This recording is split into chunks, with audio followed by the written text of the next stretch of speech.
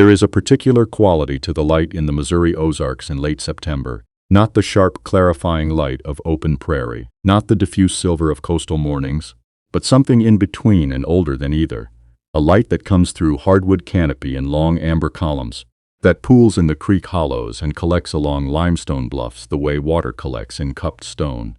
It is the kind of light that makes everything look as though it has been here longer than you have, longer than anyone has, and intends to remain considerably longer still.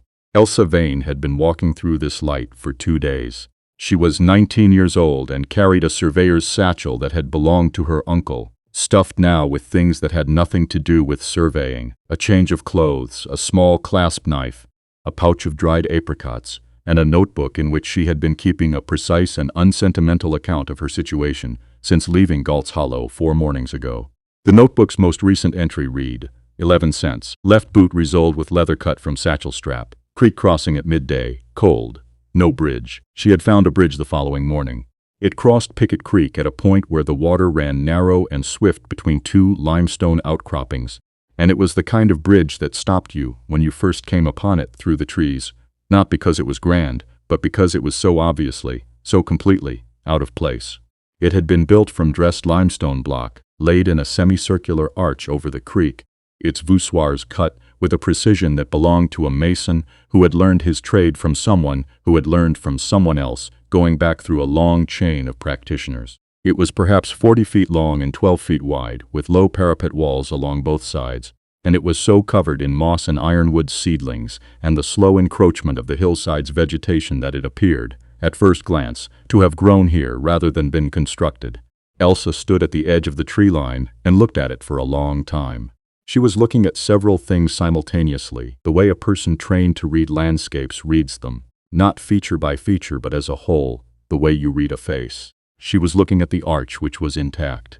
She was looking at the parapet walls, which were largely intact, with only one section on the downstream side collapsed into the creek. She was looking at the approach on the near bank, where the road, if it had ever been a road, had been entirely reclaimed by the hillside. And she was looking at something else, something she could not immediately explain but could not stop looking at. The downstream face of the arch had a seam in it that was not a crack. She had been taught to distinguish between the two by her uncle Casimir, who had spent 40 years as a stonemason and bridge builder in the Missouri Hill Country and who had, before his death 2 years ago, taught Elsa everything he considered worth knowing, which amounted to a great deal. A crack, he had said, follows the path of least resistance. It goes where the stone is weak, where the mortar has failed, where water has worked its way in over the years. A crack is the bridge telling you where it hurts. A seam, on the other hand, is intentional. A seam is where 2 decisions met. The seam on the downstream face of the arch was not following the mortar joints. It was cutting across them, in a shape that was too regular to be accidental, forming.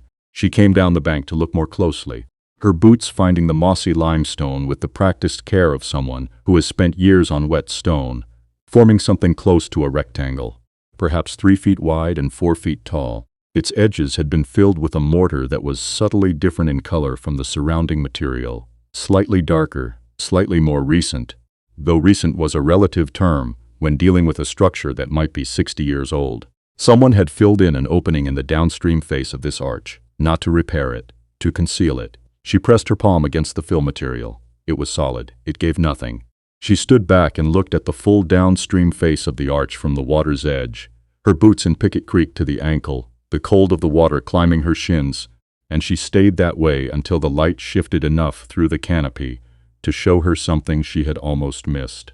Above the filled rectangle, set into the face of the arch at approximately the height of the keystone, was a carved mark. Not a stonemason's mark, she knew those, the simple geometric signatures that craftsmen left in their work, triangles and crosses and divided squares. This was something else. A letter, she thought, at first. Then she looked more carefully. Not a letter. A number. The numeral 3, carved with deliberate care into a stone that had otherwise been dressed smooth. The number 3, on a bridge that had no road leading to it, on a bridge with a sealed opening in its face. On a bridge that, as far as Elsa Vane could determine, served no current purpose whatsoever and appeared in no county record she had ever encountered. In a county whose records she knew reasonably well from her years assisting her uncle with survey work. She was cold from the knees down and hungry from the morning and she had 11 cents and a left boot repaired with satchel leather. She was also, she realized, standing in front of something that no one had looked at carefully in a very long time. Stay with us. Her uncle Casimir Vane had been a difficult man to know and an easy man to love, which is a combination that produces, in the people who manage both, a particular kind of loyalty. He was Slovak by birth, arrived in Missouri at age 14 with his father and 2 brothers and a single trunk of stonemason's tools, and he had never, in the 51 years that followed, lost the accent that marked him as someone who had come from somewhere else and carried that somewhere else with him like a second country of the mind. He was large and quiet and meticulous in his craft to a degree that sometimes frustrated the men who hired him. Because Casimir Vane's idea of a finished job and a paying client's idea of a finished job were not always the same idea, and Casimir was prepared to keep working until they were. Elsa had come to live with him when she was 9, after her parents, a farming couple from the lower river country, died within 6 months of each other. Her father from a farming accident, and her mother from the grief that the accident left behind, though nobody called it that. Casimir was her mother's brother, and he had no children of his own, and he had taken Elsa in with the same practical thoroughness with which he approached everything, rearranging his bachelor household to accommodate a 9-year-old girl, without making either of them feel that an accommodation was occurring. He taught her masonry the way Marta Fell had taught her daughter literature, by proximity and practice, and the assumption that a young person given access to real work will find their way into it. By the time Elsa was 12, she could read a bridge the way other children read a primer. By 15, she understood load distribution, arch thrust, the behavior of different stone types under different conditions of water and frost. By 17, she was doing the preliminary surveys for small commissions on her own, while Casimir handled the construction. And the commissioners never quite realized that the careful measurements they were paying for had been taken by a girl in worn boots who asked more precise questions than most of the licensed surveyors they had dealt with. Casimir had died of a stroke in the spring of 1885 on a Tuesday morning while he was eating breakfast and reading a St. Louis newspaper, which was exactly the kind of death he would have chosen if anyone had asked him, though no one had. He left Elsa his tools, the surveyor's satchel, the chisels and levels, the mortaring trowels, and his house in Galt's Hollow, and the knowledge, which she had been discovering gradually over the summer, that the house had a lien on it from a supply merchant in Rolla whom Casimir had owed money to since 1882, and apparently never found the right moment to mention. The merchant had been patient in the way that merchants who hold liens are patient. They have time on their side. When the patience ended, Elsa had spent 2 months trying to find survey or masonry work sufficient to clear the debt, and she had found enough of it, piece by piece, to see clearly that she was not finding enough of it. In September, she had negotiated a 3-month extension from the merchant's representative, packed what she could carry, and started walking north and east toward the river country, where a freighter in Galt's Hollow had told her bridge work was available. She had not found bridge work. She had found instead a bridge. The town of Pell's Ford was 8 miles up the creek from where Elsa had found the limestone arch, and it took her the better part of a morning to reach it along the creek bank.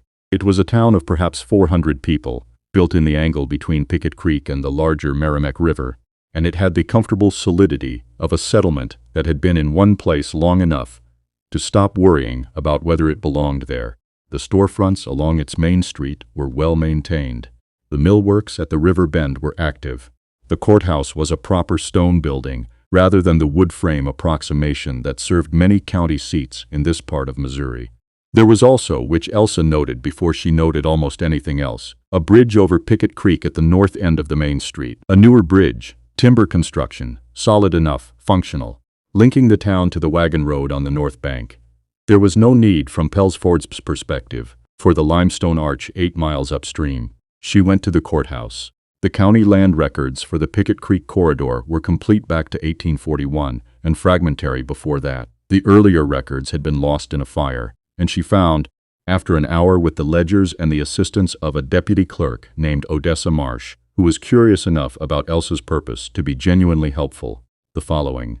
The parcel of ground comprising the limestone arch bridge and its approaches on both banks had been recorded in 1848 as the property of a man named Theron Cull, who had operated a mill on the upstream fork of Pickett Creek.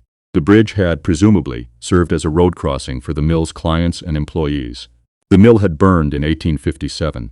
Theron Cull had died without heirs in 1861, and the parcel, including the bridge, had passed to the county by default. The county had in 1871 attempted to sell the parcel at a tax auction. No one had bid. The county had made no further attempts to dispose of it. The parcel had been carrying minimal tax obligations since that date, accumulating a delinquent balance that now stood, Odessa Marsh calculated after a careful look at the figures, at $9.40. Elsa looked at the number. She looked at the $9 she had borrowed that morning from a freighter in Pell's Ford, who had needed help unloading barrels and had paid her accordingly, she said, with the evenness of someone completing a thought they have already thought through. She would like to purchase the parcel for its delinquent tax balance. Odessa Marsh looked at her. She was perhaps 40, with the composed directness of a woman who has spent years as the actual functional intelligence of an office whose nominal authority belonged to someone else. She asked whether Elsa had seen the parcel. Elsa said she had. Odessa Marsh asked whether Elsa understood that the parcel included a bridge to nowhere that had not been used in 30 years and was surrounded by creekbank hillside that flooded in spring. Elsa said she understood. There was a pause. Odessa Marsh said she would need the county judge's signature, and that Judge Pell, a great-nephew of the town's founder, came in on Wednesdays. This was a Monday. Elsa was welcome to the use of the courthouse bench in the meantime. By Wednesday afternoon, Elsa Vane owned a bridge. News of the purchase circulated through Pell's Ford by Thursday morning, carried on the particular current of small-town information exchange that requires no newspaper and no announcement. At the hardware store, it produced a chuckle. At the mill, a longer laugh. At the tavern on the river road, the information was received as the funniest thing anyone had heard since the Beaumont boy had tried to buy the swamp parcel east of town 2 summers ago and found it underwater to the knee in April. A girl, people said, paid nearly $10 for Cull's old bridge. That mossy old ruin nobody's crossed in 30 years. What in the world does she think she's going to do with a bridge to nowhere? Elsa heard this, in the incidental way you hear things in a town of 400, and said nothing and went back to the bridge. The woman who helped her was named Florentine Doss. Elsa found her, or rather Florentine found Elsa, on the second afternoon of her examination of the bridge. When Elsa was on her back in the shallows of Pickett Creek, with her head under the downstream arch face, examining the sealed rectangle from below with a candle stub held above the water's surface, trying to establish the fill material's composition by touch and smell. She became aware of a shadow falling across her from the bank and looked out to find a woman of perhaps 65 standing on the limestone outcropping with a walking stick in one hand and an expression of alert, unsurprised attention. Florentine Doss was not from Pell's Ford. She lived on a farm 2 miles up the south bank of Pickett Creek. But she had been in the area since 1849, and she had, as she explained to Elsa, once Elsa had extracted herself from the shallows and wrung out her sleeves, known this bridge since she was a girl. She had known Theron Cull, not well, she had been 14 when he died, but well enough. She had crossed this bridge dozens of times as a child, going to and from the mill with her father. She had, she said, thought about this bridge many times in the years since, for reasons she had never told anyone, because no one had ever asked. Elsa wrung the last of the creek from her sleeves and asked. Florentine sat on the parapet wall with the ease of someone lowering herself onto familiar furniture. She said that Theron Cull had been, among his other qualities, a careful and private man.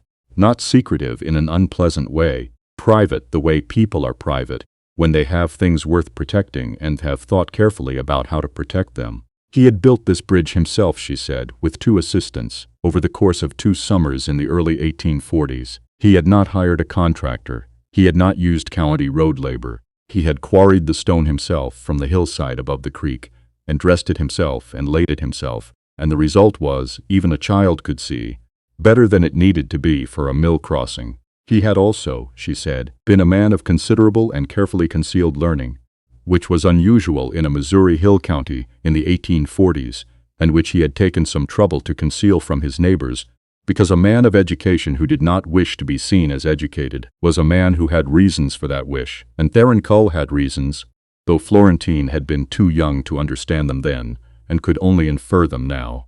She paused. She looked at the downstream face of the arch, and specifically at the filled rectangle, and at the carved numeral 3 above it. She said she had always wondered what was under the bridge. Elsa looked at her. She asked why Florentine had never investigated. Florentine said that when you grow up in a place, you accumulate a relationship with its mysteries, and that relationship eventually becomes more valuable than the answer would be.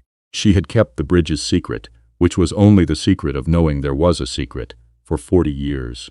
She was prepared, at 65, to see if the answer was worth what she had paid for the question. She also had, in her wagon on the creek road, a set of masonry chisels and a mallet that had belonged to her late husband, who had been a stonemason. She asked whether Elsa could use them. Elsa said she could use them very well. They began with the carved numeral. Not to remove it. Elsa had learned from both her uncle and her own long study of structures that the first act of investigation should be observation, not intervention. She sketched the numeral carefully in her notebook, measuring its dimensions with a length of cord, 8 inches tall, 4 inches wide, carved to a depth of perhaps 3/4 of an inch. The tool marks inside the carving were clean and deliberate, made by someone who knew how to work stone and was not hurrying. The numeral's form was not the practical block numeral of a man marking a construction sequence. It was a numeral from a formal tradition, a tradition, Elsa thought but did not yet say, that had a specific relationship to certain kinds of knowledge that were organized numerically. She looked at the bridge as a whole from the downstream bank, trying to see it the way Theron Cull had seen it when he was building. A man of education who had concealed his education. A man who had built a bridge better than it needed to be, with his own hands and 2 assistants, taking 2 full summers. Who had, at some point during or after the construction, sealed a space in the arch face and marked the ceiling with a numeral. Why a numeral? Why 3 specifically? She had 2 hypotheses, and she held them both loosely while she worked.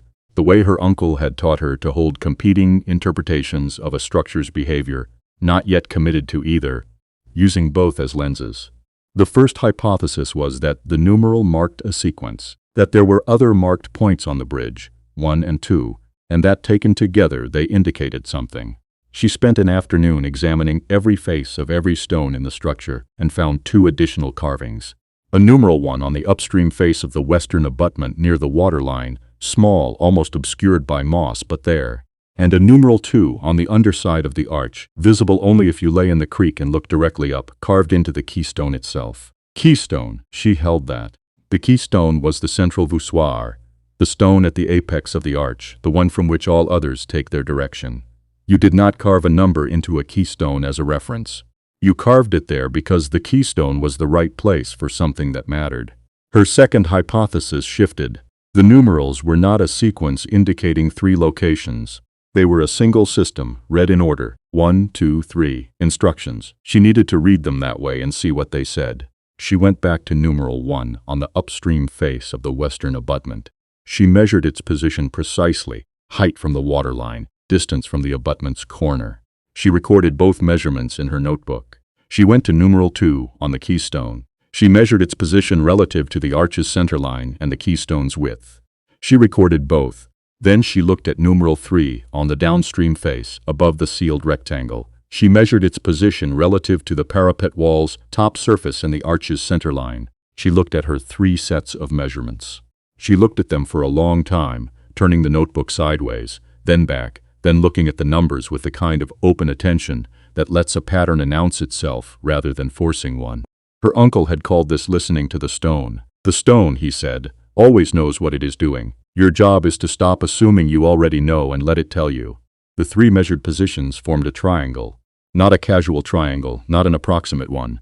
A triangle with proportions she recognized from a geometry text she had read in her uncle's small library. Proportions that had a name. The same proportions the medieval cathedral builders had used for certain structural calculations. Not a coincidence, in a structure built with this level of deliberate care, by a man who was concealing the nature of his learning. The triangle's third point, the position indicated by all 3 coordinates taken together, was inside the arch. Inside the structure itself, in the space enclosed by the limestone masonry. The sealed rectangle was not a door, it was the front wall of a room. They opened it on a Thursday, with Florentine's chisels and Elsa's knowledge of how fill mortar behaved at its edges. The fill had been laid in 2 stages, an inner seal of lime mortar that had fully cured, and an outer facing of a slightly different mixture applied to blend with the surrounding stonework. The outer facing came away first, in sections, revealing the inner seal, and, at the rectangle's edges, the face stones of the original opening, still in place, still true. still showing the chisel marks of the man who had dressed them. Florentine held the lantern while Elsa worked the inner mortar with a narrow chisel, starting at the top edge and working down the sides, clearing the joints without disturbing the face stones. It took most of the morning. The creek moved beneath them, cold and continuous, and the light through the canopy was the amber column light of deep autumn, and neither of them spoke much while they worked, which was the right way to do it. When the last of the inner mortar gave way and the rectangle of face stones could be lifted free as a unit, Theron Cull had, with extraordinary foresight, laid them on a thin bed of sand rather than full mortar, knowing they would need to be removed and replaced cleanly. Elsa set them on the parapet wall and looked into the space beyond. It was not large, perhaps 6 feet deep, 6 feet wide, 5 feet tall, the height of the arch at this point limiting what was possible. The walls were the interior faces of the arch voussoirs, curved overhead in the same precise geometry as the exterior. The floor was fitted stone, level and dry. The space had been sealed well enough that the creek had not entered in the decades since its closure. And filling the space, arranged with the methodical care of a man who had planned this for a long time, were the following: a wooden trunk, iron-banded, its hasp secured with a lock. Stacked beside it, wrapped in oilcloth and bound with cord that had hardened with age but held, a collection of flat cases, the kind used to protect documents and drawings. And on a low shelf built into the curve of the arch's western wall, standing upright in a wooden rack designed to hold them, 23 bound books. Elsa descended carefully into the space and held her candle up. The books were not in English. She could see that from the nearest spine. The text was in a language that used the Roman alphabet, but arranged it in ways she did not recognize at first glance. She took the nearest volume down and opened it with great care, holding it in both hands, the candle close enough to read by but not close enough to endanger. The title page was in Latin and in another language printed beneath it in a smaller typeface. The Latin she could read: De Natura Calculi et Pontium, a treatise on the nature of stone and the construction of bridges, published, the imprint stated, in Prague in 1698. She held it for a moment. She put it back with the same care. She went to the document cases next and opened the nearest one. Inside, rolled and flattened and perfectly preserved by the sealed space and the oilcloth, were drawings, engineering drawings made with a precision and a system of notation that she recognized, because her uncle had shown her drawings in this same system, explaining that it was a European tradition, a method of representing three-dimensional structures in 2 dimensions that was different from the American approach, and, in his considered opinion, considerably more informative. They were bridge drawings, plans and elevations and section views, some of them for bridges she did not recognize, some for structures that might have been theoretical, impossibly large, impossibly refined, drawn as studies rather than construction documents. And across the bottom of several of them, in a hand, she was beginning to recognize a name: T. Kulova, not Kul Kulova, the Slovak form of the name, or Czech, she wasn't certain, but a Central European form, a name that had been anglicized, shortened, rehoused in a Missouri hill county as Theron Cull. She sat on the fitted stone floor of the space that Theron Cull had built inside his bridge and looked at the drawing spread across her knees, and she understood, with the particular quality of understanding that comes when separate things suddenly belong to the same thing, who he had been. He had been an engineer, a trained one, formally educated in a tradition that was, in the 1840s, considerably more advanced than what was generally practiced in the American interior. He had come here from somewhere, she didn't yet know where, the trunk would tell her more, and had built this bridge as a kind of proof of his own knowledge, a structure whose quality was evidence of the tradition he carried, and had sealed that tradition inside it for reasons she could only begin to guess at. She began to guess anyway.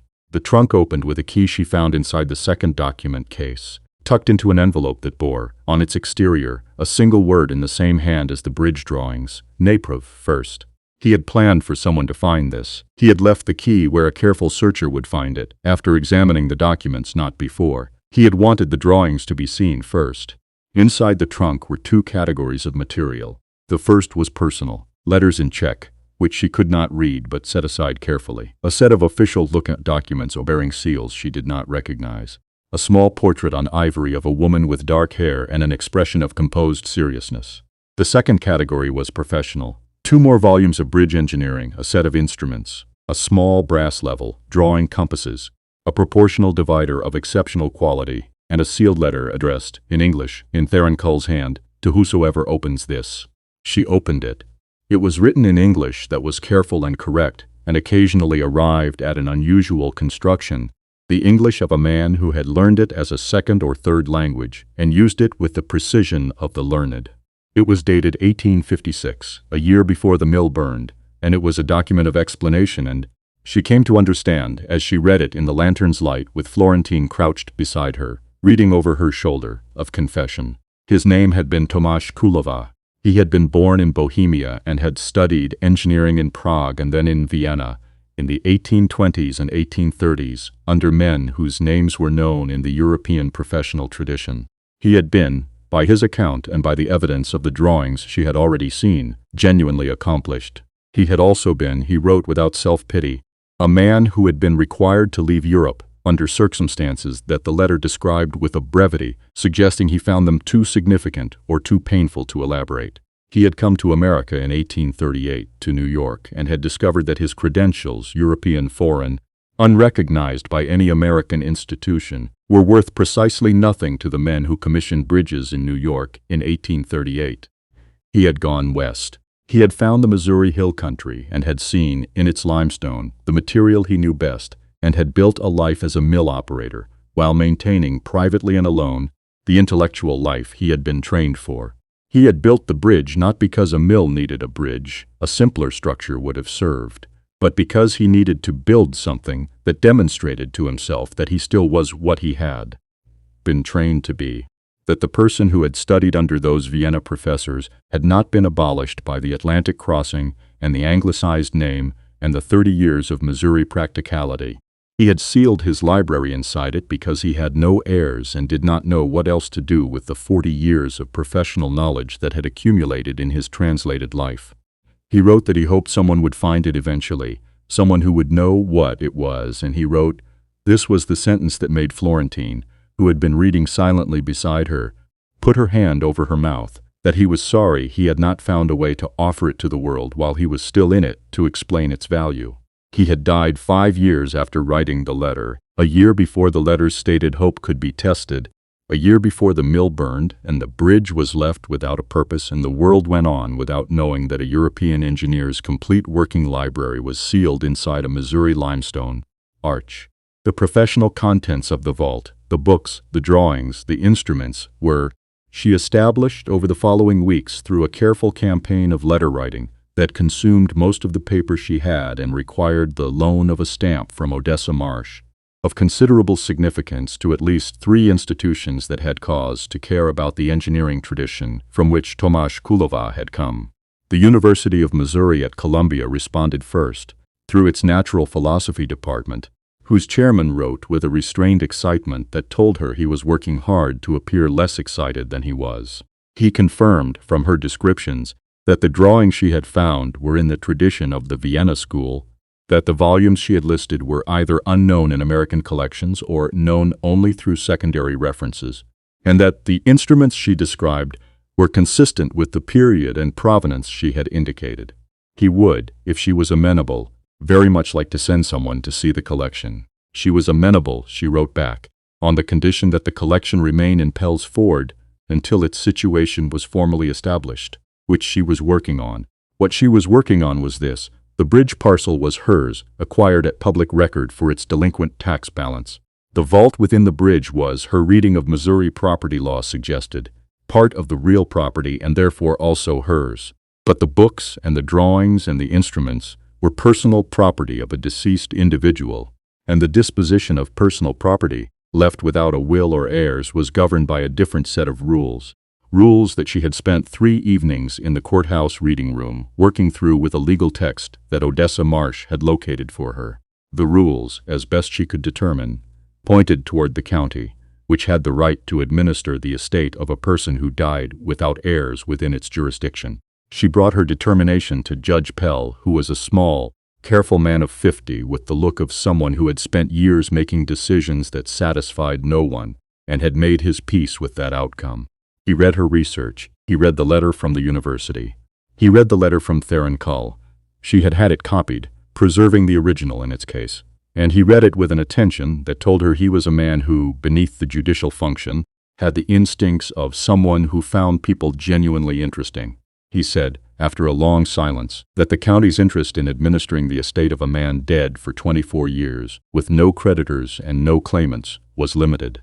He said that the collection appeared, from everything before him, to have been left with the intention of preservation and eventual use by the educated community, and that the university's interest served that intention, as well as anything the county could arrange. He said that the bridge itself and the vault were Elsa's lawful property. He said that the collection's disposition, once the university's representative had assessed it properly, could be arranged through a formal process of donation to an appropriate institution, with the county's endorsement, that would preserve the documentation of its origin and ensure the collection was used in the spirit its builder had intended. He paused.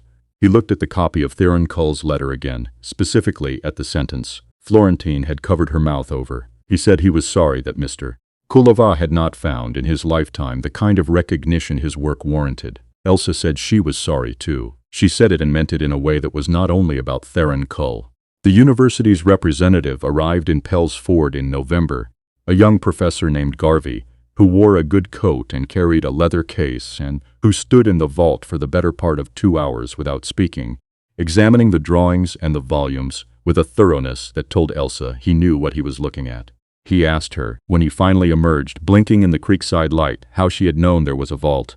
She explained the scene, the numerals, the geometric relationships. He looked at her for a moment. He asked where she had been trained.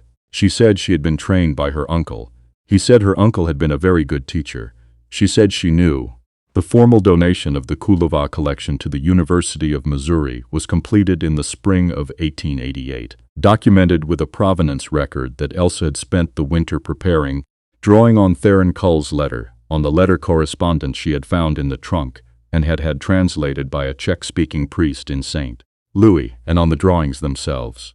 The provenance record was, the university's librarian wrote to tell her, one of the most thorough he had received for any donated collection, and he intended to publish it alongside the collection's catalog.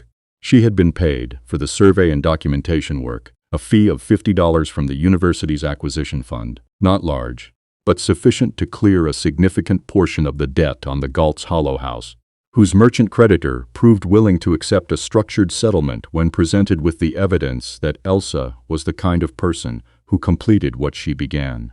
She kept the bridge, not because it was worth anything in the commercial sense. It remained, as the people of Pell's Ford had correctly identified, a bridge to nowhere.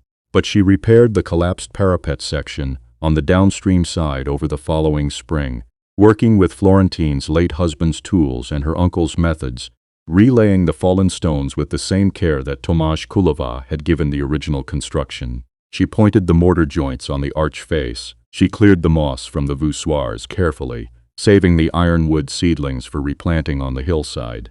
She left the 3 numerals where they were. The vault she left accessible.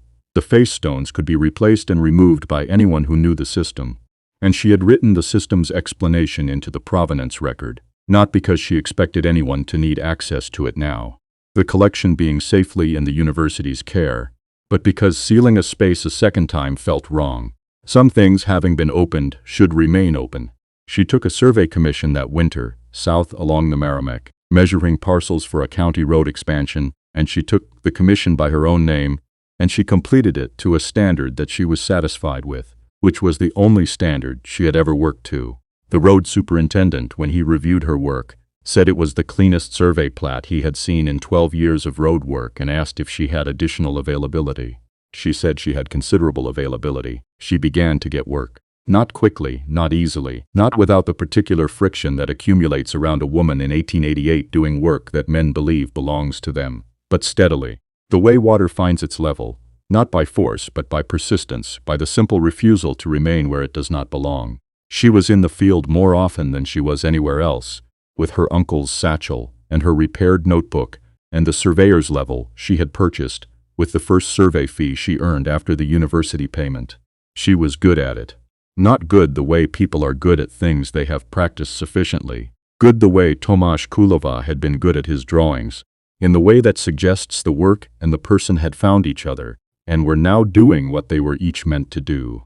On certain mornings in the Ozark Hill country, when the light came through the canopy in those long amber columns, and the creek mist was still low in the hollows, She would think about the man who had built a bridge better than it needed to be and sealed his entire intellectual life inside it because he could find no other place for it. She thought about what it cost a person to carry a tradition across an ocean and find it unrecognized.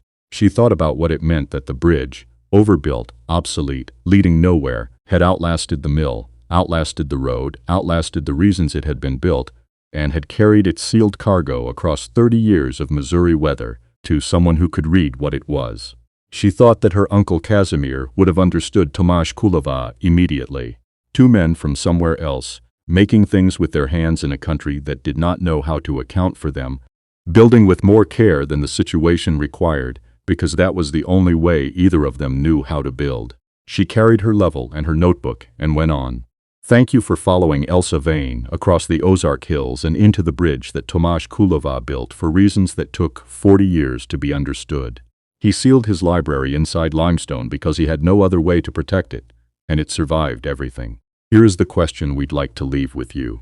Tomáš Kulava came to America with a complete European engineering education and spent his life running a mill because no institution would recognize what he knew. How many people like him do you think history has simply lost? Their knowledge buried with them, or in a vault no one thought to open? Share your thoughts in the comments below.